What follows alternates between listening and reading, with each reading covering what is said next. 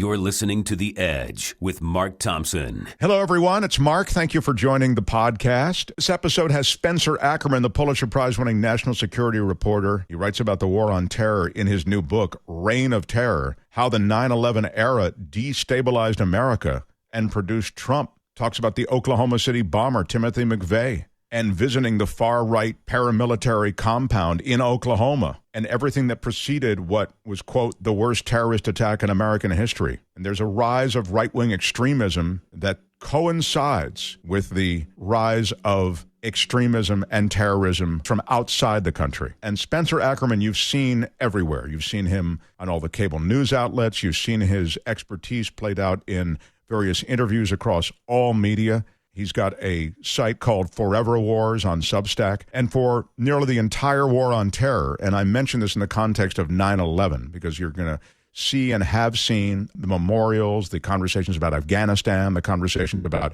those things that happened as a result of the attacks on 9/11. Spencer Ackerman is a terrific mind with clean takes on so many things that happened. Spencer Ackerman, 20 years after 9/11. Let's get started.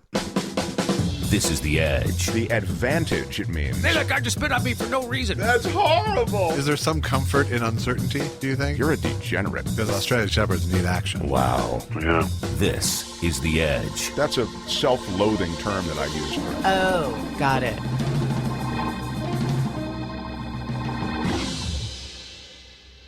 Spencer Ackerman, you probably know his name because he's shown up in media across the board. I'm talking about, the MSNBCs of the world, CNN, other news networks, too. He's a national security correspondent in the past for outlets like The New Republic, Wired, The Guardian, The Daily Beast. He's a contributing editor now at The Daily Beast. He's reported from the front lines of Afghanistan, Iraq, Guantanamo Bay. Won the Pulitzer in 2014, won the IRE Medal for investigative reporting. His Wired series on Islamophobic counterterrorism training at the FBI got the Online News Magazine Award for reporting. Spencer Ackerman. Hi, Spencer. Hi, Mark. Your moment has come as we begin the removal of troops from Afghanistan, or we finish it off. And it was a war that was started supposedly to root out terrorism, to crush al-Qaeda, to get Osama bin Laden. But after both of those goals were achieved, I thought, well, that's the exit ramp to get out of this thing that was something you never should have gotten into as heavily. This is my opinion. But we didn't take those exit ramps. We stayed there. And your new book is called Reign of Terror. And you talk about our fight against terrorism as a nation and the goals articulated by different administrations. Tell us about the shifting politics of this world of fighting terrorism and getting into these forever wars. So after 9/11, the United States opens a door to its past. And in particular, it opens a door to the most violent nativist elements of its past. And that door, I argue in the book, is the war on terror. It is the culture of the war on terror. It is the operations of the war on terror. What I mean by that is after 9/11, with the construction of not just a global war, but a series of operations that function more like a national mission in the way that politicians and journalists described it, whereby the United States had what it had lacked since the Soviet Union, an ideological antipode, something that it argued hated freedom, in short, not seeking material aspects beyond like forcing the United States to not do United States things, which in practice meant dominating the world, and in particular the Muslim world, but was simply devoted to, as George W. Bush would call it, evil. The most reductionist possible definition of an enemy, very good for a national mobilization, but especially very good for a national mobilization because it was understood to be not simply a collection of specific people doing specific things like knocking down the World Trade Center, but a very broad current throughout Islam that was on the march, marauding against America. This very quickly became understood civilizationally as something that the United States would be fighting not just in Afghanistan, but very soon in Iraq as well, And in the minds and in the speeches of many of the people who had fought in that war, one of whom I think of is Marine General John Kelly, who ran Guantanamo Bay and then ran the White House for Donald Trump in his Department of Homeland Security, that the war on terror couldn't necessarily be won, but we had to keep fighting it anyway because the enemy was so savage that the United States had no choice. And Kelly expressed extreme bitterness to anyone, particularly civilians, who thought that we shouldn't be fighting an unwinnable war. Over time, this war came to have really at its core the diminution of freedom for American Muslims here who were placed under extreme threat and extreme suspicion, but increasingly more and more people. Immigration was viewed no longer as a mechanism to make more Americans, but instead as a security threat, which empowered every nativist who wanted to close the borders and ensure that the demographic balance of the United States in favor of people understood to be white was preserved. To give you a bit of a way in which through a name beyond Kelly, how effortlessly this, goes into the Trump era, the person designing initially after 9/11 these draconian immigration measures, things like forcing American Muslims into material witness detention, forcing them to register with this will ultimately manifest under the Department of Homeland Security, a program called NSEERS, which functions as a Muslim database, and inviting them to prove their loyalty, by which if they informed on their communities who were presumed to harbor dangerous people, then they would have an easier path to citizenship. The person who designed those policies designed them for Attorney General John Ashcroft, and his name is Chris Kobach. Chris Kobach, before he became famous as a Trumpist member of his short-lived commission to, suppress the vote under fraudulent claims of voter fraud, he was John Ashcroft's immigration advisor. So that's just one example of how what we would see mature in the Trump era really cut its teeth and beta tested a lot of its theories, practices, and objectives during the Bush era.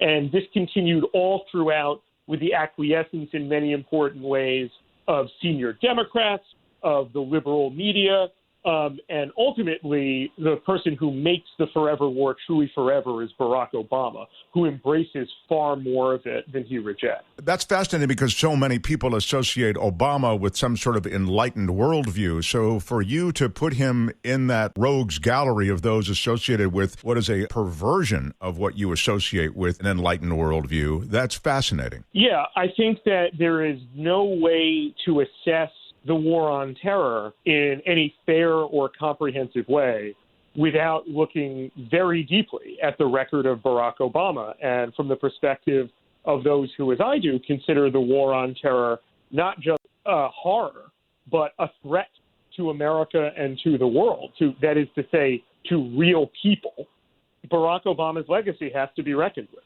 When you say a threat to real people and a threat to the world, let's just start with our country first.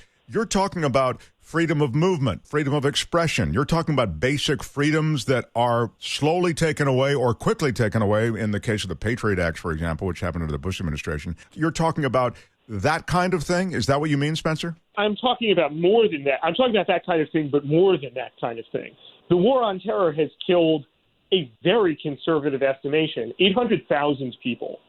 Similarly, a very conservative estimation holds that something like 22 million people became refugees because of the war on terror. And I'm also talking about how the war on terror generated worse enemies the longer it persisted because of the ways in which its fatal miscalculations end up becoming opportunities for those enemies to regenerate and gather in strength and adherence, which is to say, exploiting the fact that the United States was killing so many people, occupying so many countries, and so forth.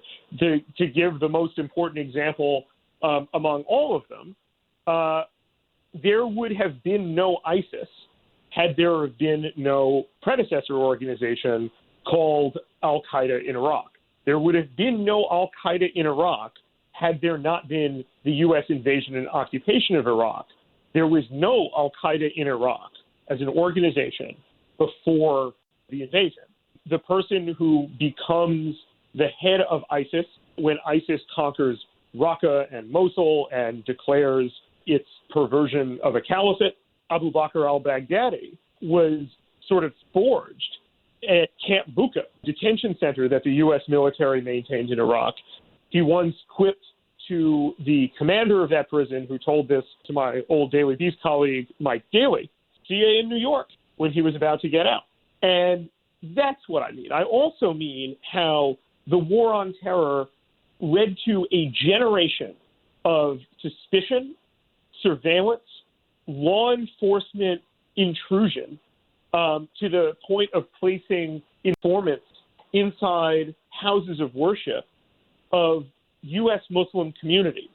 There are many, many stories of children shortly after 9/11 being called Osama, telling people in absolute fear that they were supposed to go back to where they came from. Police presence just in a neighborhood in Brooklyn, where I live, became so intrusive from both federal authorities like the immigration authorities and the FBI, but also the local NYPD, that hundreds of people fled their homes, and there became pretty strong movement from New York, like migratory movement, of Pakistani Muslims from Brooklyn into Canada because of this. The NYPD set up a vast network of surveillance of even student groups among Muslims throughout the intervening 20 years that had to be exposed by the Associated Press and then dismantled. And then the machinery of the war on terror very quickly became, through bureaucratic processes that are primarily driven by financial considerations, the property of police departments around the country who kitted themselves up thanks to counterterrorism money in outfits that looked more and more military, with things like acoustic weapons and surveillance tools that had previously been the property of the U.S. military, and used them against, for the last 7 years in particular, Black Lives Matter protesters. Quickly as well, under the Trump administration, as we saw in the summer of 2020, the institutions of the war on terror, the Department of Homeland Security in particular, and also the joint terrorism task forces that are federal, local police partnerships and intelligence sharing operations, turned their attention and ire and force on not just Black Lives Matter protesters, but anti-fascist demonstrators. And they were treated from the direction of the President of the United States as terrorists. And that is what I mean when I call it a threat, when I call the war on terror a threat to people in the United States and around the world. You said so much, and the book is Reign of Terror, Spencer Ackerman. I want to go back and grab a couple of things that you said. First of all, the thing that you talk about, and this is really an intriguing thing, and we saw it in the Eastern Bloc countries. You saw it in the Czech Republic, and you saw it, as I say, in the Eastern Bloc before the fall of the wall. You saw citizens spying on each other, and an incentivized system where to concoct something of a terrorist plot or other signs of sedition on the part of your fellow citizens, or even immigrants, in the case of, as you suggested, new immigrants in the case of the U.S., you were gaining either favor with the government, or sometimes there was financial reward. There were all sorts of ways that this sort of thing was incentivized. And you kind of allude to this in some of what you're talking about, that, again, this is all prompted by the pressures, I would think, after 9/11, the pressures were ratcheted up to root out these people who are here with us, and they're everywhere in the world. And, we have to catch every last ember. And when they're not there, we create them where they're not there. The war on terror also transferred an estimated $6 trillion of public money into the defense industry. So this has been a very lucrative enterprise for a small group of people. Certainly, you mentioned cases where terrorism prosecutions were ginned up. Very often, terrorism prosecutions that you heard about on the news is things like, this person was plotting to, blow up a Christmas tree lighting celebration in Portland, things like that.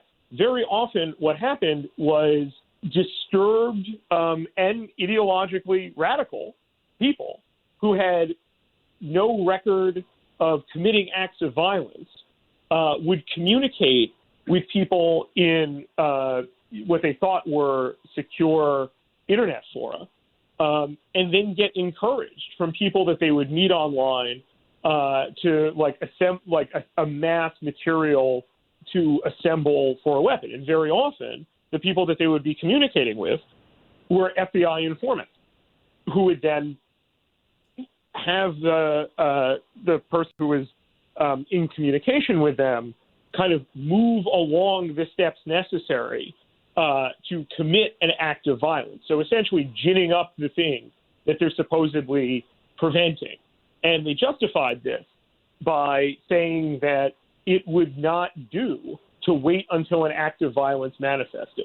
So that kind of cycle, that mentality, generated the people who would be convicted in many cases under the war on terror. And those weren't, we're not even talking yet about the people who were, held indefinitely at Guantanamo Bay, who were tortured in CIA black sites and so forth. Yes, I'll get to Guantanamo in a second. I mean, this, again, the book Reign of Terror encompasses so very much. But in shaking out these prosecutions to which you refer, the FBI and other domestic investigative agencies are able to then have a press conference and say, hey, look, we just rooted out another potential terrorist act, and this is what we're doing now. And it does, Spencer, doesn't it reflect what was legitimate anxiety on the part of the public after the 9/11 attacks? I mean, the Department of Homeland Security was created. It's, I think, the biggest, isn't it the biggest government agency in Washington? I believe it is now. The idea somehow that we as the government of the U.S., we're going to do something in response to these 9/11 attacks.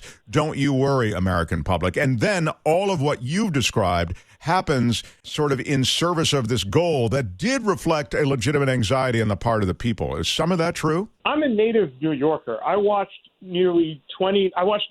something like 2,900 of my neighbors die of violent deaths.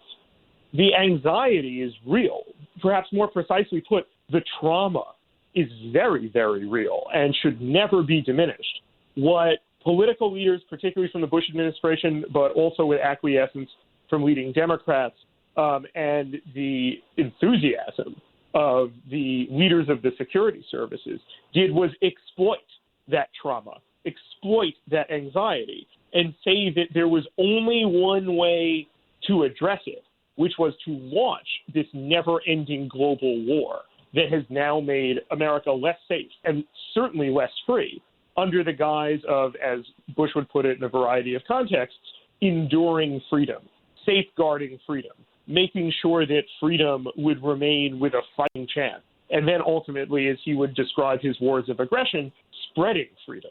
It's so wild because now when I hear freedom and patriotism, those words I associate with just the opposite. It's wild how the branding of freedom and patriotism has changed, become perverted. That's just an aside. I want to ask you about what happened under the Bush administration. As you say, the entrance into Afghanistan, it seemed reflexive, and that is where al-Qaeda camps were going up, was it not? I mean, there was terrorism being incubated in Afghanistan. That is a fact, right? So the thing is that the 9/11 attacks aren't planned in Afghanistan. They're planned in Germany primarily. The people who actually commit the plane hijackings, they're not Afghans.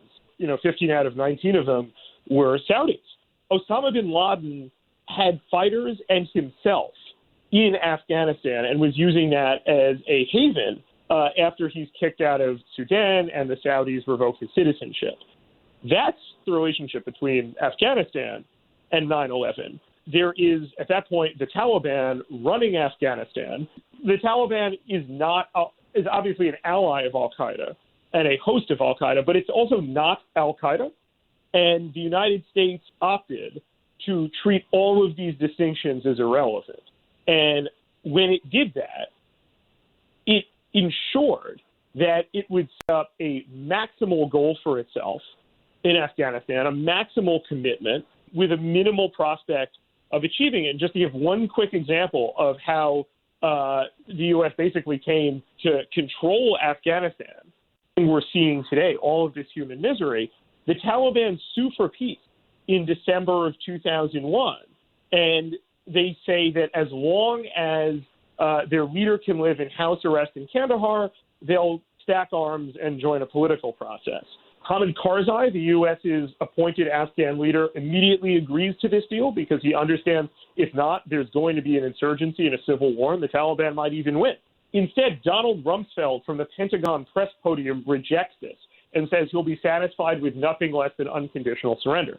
Now, when the United States sued for peace under the Trump administration, something I think it was correct to do, and sought terms of withdrawal from the Taliban, the terms they sought were fundamentally similar, that the Taliban would join a peace process with the Afghan government primarily, than what it rejected in 2001. The difference is everything that happened with the war in the interim strengthened the Taliban and weakened American leverage so that the United States, once it finally reaches the fallback goal that it had rejected in 2001, before so many people had died, before so many refugees had been created, ultimately it couldn't even get that thing, the thing that it could have had at its moment of maximal leverage.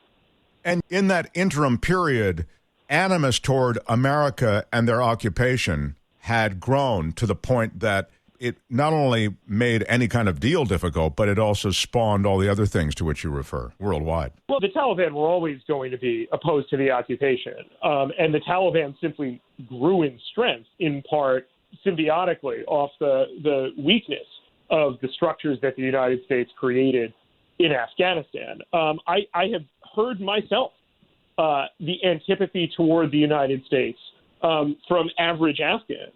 I have heard them talk about how the United States was not here for their benefit. They were there for their own reasons. And through, as time went on, nothing the United States did, would ultimately undo that impression, because that impression was correct. That seems so clear. All these moneyed interests. I mean, it's talked about, this military-industrial complex. It's a real thing. It's a massive draw in Washington on all things. In fact, I was thinking about the budget, which you know so well, these budget, as you suggested, budgets, parts of them diverted toward anti-terrorism and all the like. The way that money doesn't even leave the Beltway sometimes. It doesn't make it even over to Afghanistan or wherever. There are so many moneyed interests that just are feeding at that trough. That's correct. And, Afghanistan, the war in Afghanistan doesn't rebuild Afghanistan. The war in Afghanistan rebuilds the corridor in northern Virginia that stretches from McLean to Tyson's Corner to Vienna to Falls Church to Chantilly, where all of the defense, like the major defense companies are. Obviously, they're not just there, but these are the ones whose primary, enterprise is to supply the security state, but also to make sure that the campaign contributions are flowing and that the needed lobbying is done on Capitol Hill and in the Pentagon and amongst other, officials and through think tanks to ensure that this enterprise, which still remains, annual Pentagon budgets are in the range of just under $1 trillion annually. Think about all of that money that we don't have to rebuild America, to give people real jobs, to give people real futures, to build things in America that would be enduring, to make sure that there isn't lead paint in schools and people aren't, to weatherize the schools properly. I'm worried about putting my daughter back in school because of the pandemic when the ventilation systems in New York City public schools are in such horrible disrepair that it makes it unsafe, potentially, to teach in them and to learn in them.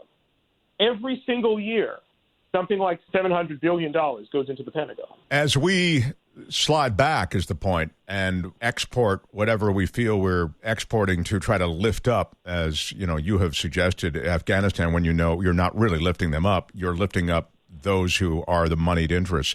I want to ask you about the book, Reign of Terror. You know, you chronicle all these things. Among them, and one of the things that grew out of 9/11 was Guantanamo Bay and the Guantanamo prison system there and the black ops and all the rest. Please touch on whatever you feel you should. But the reason I mention Guantanamo particularly is because it was always talked about in every election cycle, even the way they talked about Afghanistan. I'm going to get troops up, I'm going to wind the war down, etc. I'm going to close Guantanamo Bay. Obama said this, for example. What happened at Guantanamo? Why is it still around? Guantanamo Bay is still around because the Republican Party realized that they could demagogue Obama on it and realized that there was, in fact, no constituency really within elite membership of the Democratic Party to actually close it. It could be a symbol of how Obama was, in fact, as the Republican Party implied so frequently throughout his presidency, quite possibly making your lives endangered because of his willingness to close Guantanamo Bay, something that,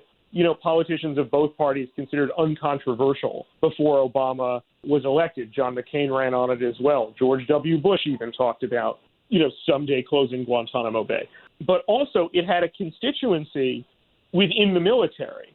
And it generated that not necessarily out of outright belief in the need to detain people at Guantanamo Bay, but because the Obama administration was still conducting so much counterterrorism, not just in Iraq and Afghanistan, but also in Yemen, in Somalia, and frequently military commanders, when they would target someone and wanted intelligence from them, they found themselves with no options except lethal ones. Because if they apprehended someone, they would have no place to put them, particularly if this resulted in a guy named Ahmed Abdelkader Warsame, who the Joint Special Operations Command apprehended off the coast of Somalia. And because the Obama administration was formally committed to closing Guantanamo, they knew they couldn't put him in Guantanamo. So they just held him for 3 months on a Navy ship, the USS Boxer. So this went in kind of absurd directions.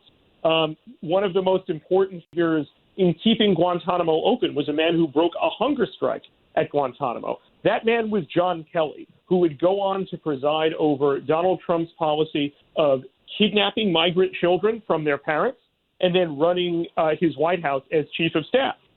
Wow.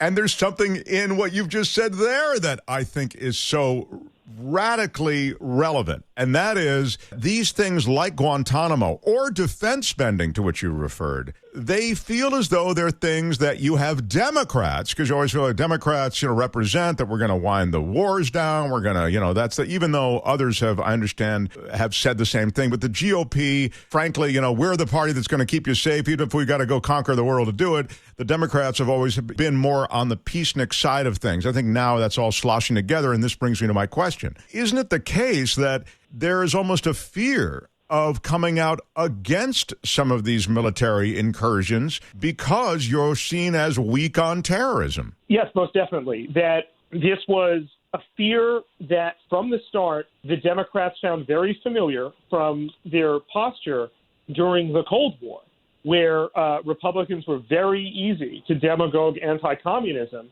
against people who weren't communists. They were just, liberals.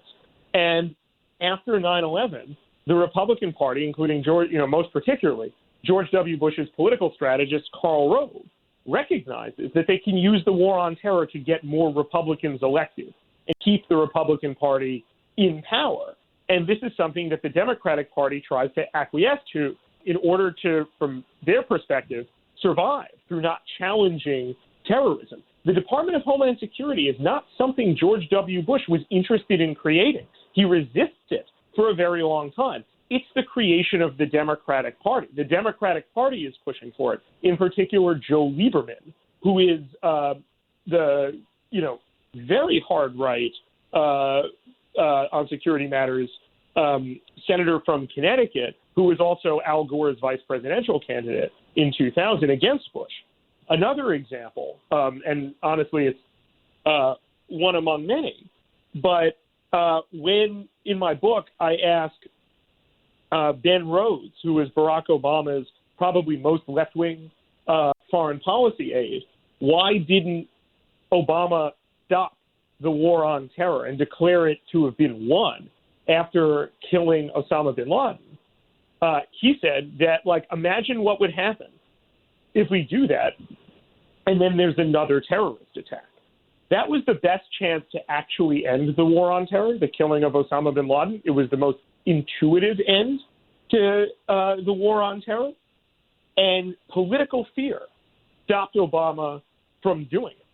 Thank you. That's exactly what I've been saying, yet minus a lot of the great details that you have. The book is Reign of Terror. Spencer Ackerman, I'm only have another minute or two with you. I really appreciate it. I mean, this has been fascinating. I can't wait to get into the book.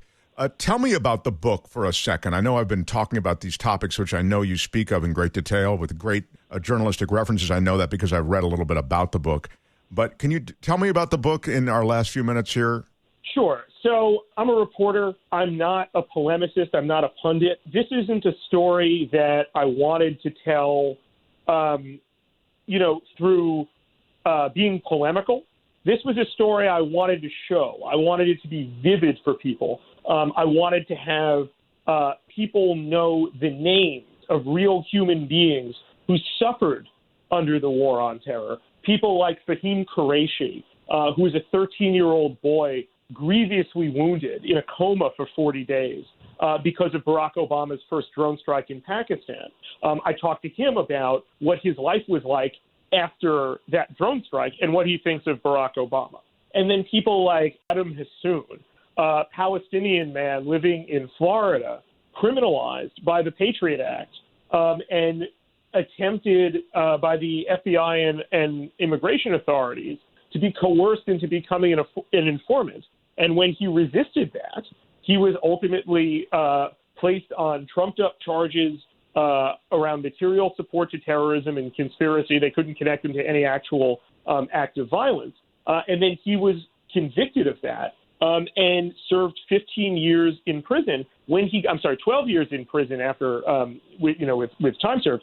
And then instead of getting out of prison, he was simply taken to ICE detention, where for the next 3 years, he was declared a national security threat after serving his prison sentence and became the first person imprisoned indefinitely under a section of the Patriot Act that was never before used but was extremely alarming to civil libertarians when the Patriot Act passed in October of 2001 and very likely got COVID in that prison. Adam is now a free man, but that was one of the things I was trying to accomplish in Reign of Terror, that I want people to see the whole of the war on terror. I want them to see how it exempts white terrorism, which comes roaring back, certainly in recent years, but is also the oldest, most resilient, and most deadly form of terrorism in American history. And I wanted to see how all of these forces coalesce between and mutate over time, particularly as the war grows increasingly disastrous and the enthusiasm for the war that was so present among political elites after 9/11 dissipates, becomes seen as a liability, but never enough to actually end the thing. That is exactly the pattern. As you lay it out, I'm going, yep, that's right. Some of these stories are chilling. Reign of Terror is the book. Spencer Ackerman, you speak in such an informed way, and I look forward to seeing more of your stuff. I know you have on Substack, you've got Forever Awards. If I sign up for that, that'll regularly hit my inbox, I guess, right? That's correct. That's going to be the place where, for the time being, I'm going to do my reporting and present essentially an ongoing chronicle of the critique that I lay out in the book. So it's Forever Wars on Substack. The book is called Reign of Terror. Congratulations on the book, and thank you for spending time with us. It's just a pleasure. Well, thanks very much, Mark. I really do appreciate it. Great conversation with Spencer. Thank you for downloading. Thank you for participating. Thank you for subscribing, and thank you for recommending. We don't ask you for money anymore on this show. Since COVID hit, I just feel like life's gotten a little tougher. But I love the fact that you subscribe, and there are more episodes to come. This is a special episode and conversation around 9/11, and we have others in the pipeline. If you want to reach the show, it's edgewithmarkthompson@gmail.com. Thank you again for being here, and until next time, bye-bye. I want to thank you for supporting Mark Thompson here on the Edge Radio. Fantastic show. The commentary and the politics. You can listen to this little pageant on iTunes or Stitcher, or you can just go to the damn website, edge-show.com. edge-show.com. Subscribe to The Edge on iTunes or on Stitcher.